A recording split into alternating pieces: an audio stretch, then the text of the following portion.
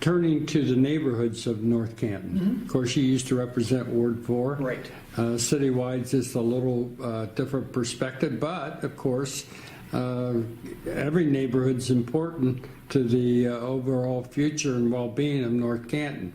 What's your take on the condition of the neighborhoods? You know, I would say, by and large, they're pretty good. But I think everybody needs to understand that most of the neighborhoods in North Canton are 50 years old or older.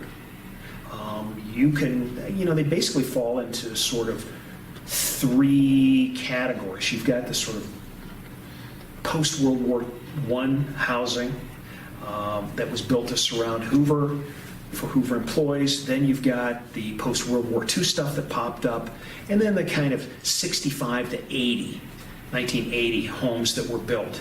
And, those homes are 40 years old or older.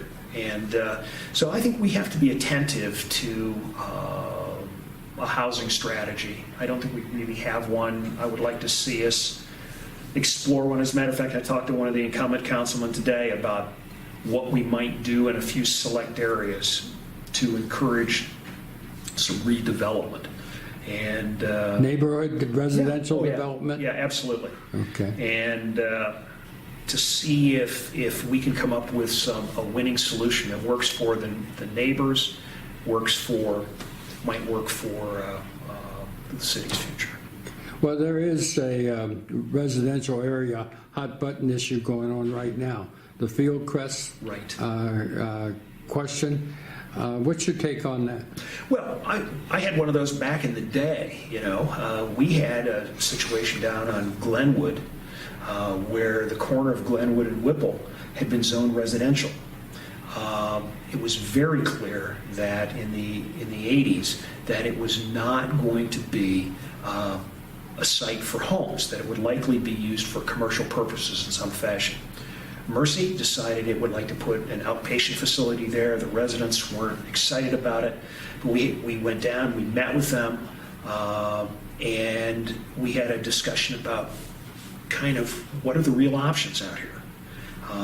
And we ended up with Mercy on the corner, and I would think that everybody would agree that it's an asset. The residents had a couple of asks. One was that we create a green buffer. There is a large mound that runs along the back of the property. It was all treed. You can't see the facility from the homes and vice versa.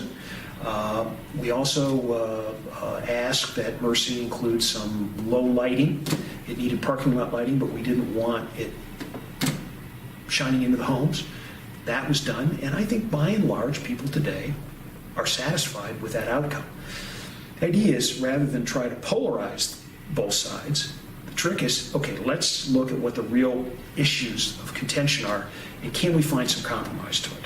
And so that would be the approach of Councilman Darrell Revoldt with respect to the current controversy. Yeah, because, I think you have to realize that, there are lots of unpleasant options for everybody. I mean, you can have a zone change that goes to referendum. Zoning is a referendable issue. You could have a mayor veto it. You could have litigation. You could have the property owner sell the property. It's zoned R70 now. And the question is, if they sell it or they decided to develop it, could you end up with something worse or less desirable than what you have now? And that's a very pricey neighborhood that adjoins. And it doesn't mean you're going to get pricey homes on the new development.